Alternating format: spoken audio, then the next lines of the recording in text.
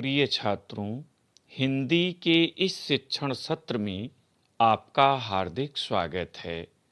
आज हम काव्यखंड के अंतर्गत स्वदेश प्रेम शीर्षक कविता के प्रथम भाग का अध्ययन करेंगे। प्रश्न पत्र में दिए गए पद्यांशों में से किसी एक का चयन कर उसका संदर्भ, प्रसंग, व्याख्या और काव्यगत सौंदर्य लिखना होता है। संदर्भ के लिए 1 अंक, व्याख्या के लिए 4 अंक और काव्य सौंदर्य के लिए 1 अंक निर्धारित हैं। इस प्रकार इस प्रश्न के लिए कुल 6 अंक निर्धारित हैं।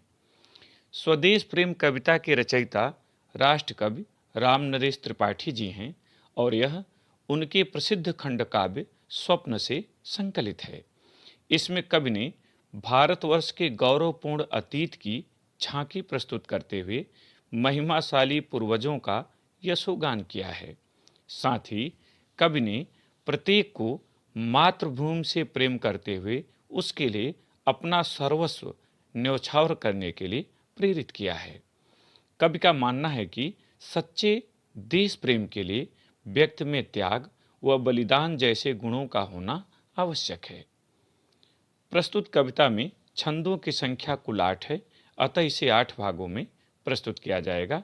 आइए आज पहला भाग देखें।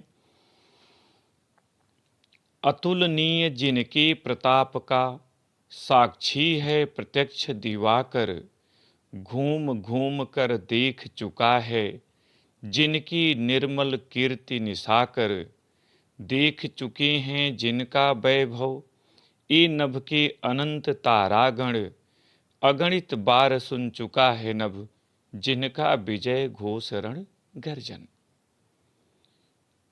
यहां पर संकेत करेंगे अतुलनीय रण गर्जन। संदर्भ प्रस्तुत सुललित, सारगर्भित एवं मार्मिक काव्य पंक्तियां हमारी पाठ्यपुस्तक हिंदी के काव्य खंड के अंतर्गत स्वदेश प्रेम शीर्षक कविता से अवतरित हैं।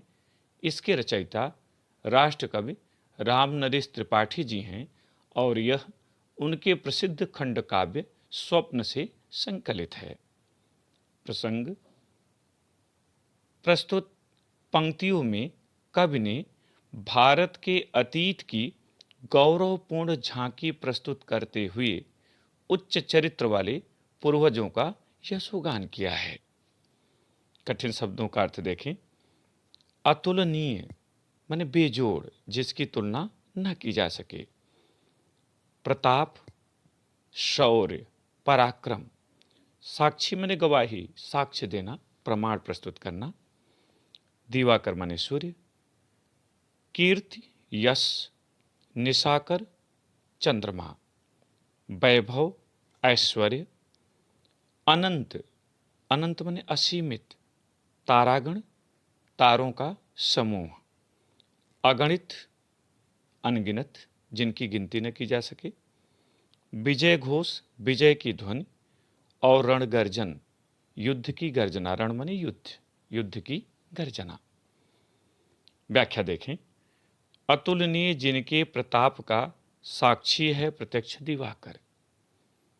कवि रामनरेश त्रिपाठी जी कहते हैं कि हमारे पूर्वजों का यश अतुलनीय है, अर्थात उनके यश की किसी से तुलना नहीं की जा सकती तथा उनके शौर्य का, बल और पौरुष का प्रमाण स्वयं सूर्य है, अर्थात उनके प्रताप का साक्षी स्वयं सूर्य है। घूम घूम कर देख चुका है जिनकी निर्मल कीर्ति निशाकर। कवि कहता है कि हमारे पूर्वज इतने महान थे, महिमा से युक्त थे, उनकी कीर्ति इतनी निर्मल थी, उनका यश इतना स्वच्छ था कि यह चंद्रमा भी पूरे विश्व में घूम घूम कर उसे देख चुका है। अर्थात आकाश में रहने वाला चंद्रमा जो पूरे संसार की यात्रा करता है, वह प्रत्येक जगह हमारे पूर्वजों के निर्मल और स्वच्छ कीर्ति को, यश को देख चुका है। देख चुके हैं जिनका वैभव ए नभ के तार अनंत तारागण। कवि आगे कहता है कि आकाश में दिखाई पड़ने वाले असीमित तारों का समूह भी हमारे पूर्वजों के ऐश्वर्य को देख चुका है। अगणित बार सुन चुका है नभ जिनका विजय घोष रण गर्जन। इतना ही नहीं, यह आकाश भी हमारे पूर्वजों की विजय ध्वनि को और उनकी युद्ध की गर्जनाओं को अनेक बार सुन चुका है। तात्पर्य यह कि हमारे पूर्वज इतने बलशाली थे, इतने शक्तिशाली थे, वैभव से युक्त थे, यश से युक्त थे, युद्ध कौशल से समृद्ध थे कि उनकी किसी से तुलना नहीं की जा सकती। वे अभूतपूर्व हैं, अतुलनीय हैं। इस पर आधारित काव्यगत सौंदर्य देखें। पहला, प्रस्तुत काव्य पंक्तियों में कवि ने पूर्वजों की महिमा का सहज, स्वाभाविक एवं गरिमापूर्ण वर्णन किया है। दूसरा रस इसमें बी रस है। तीसरा छंद मात्रिक छंद है। अलंकार यहाँ अनुप्रास, पुनरुक्त प्रकाश एवं रूपक है। भाषा साहित्यिक खड़ी बोली। शैली भावात्मक गीत शैली, इसे गाया जा सकता है। गुण ओज गुण है, चूंकि बी रस में ओज गुण होता है। और शब्द शक्ति यहाँ अभिधा में व्यंजना भी है।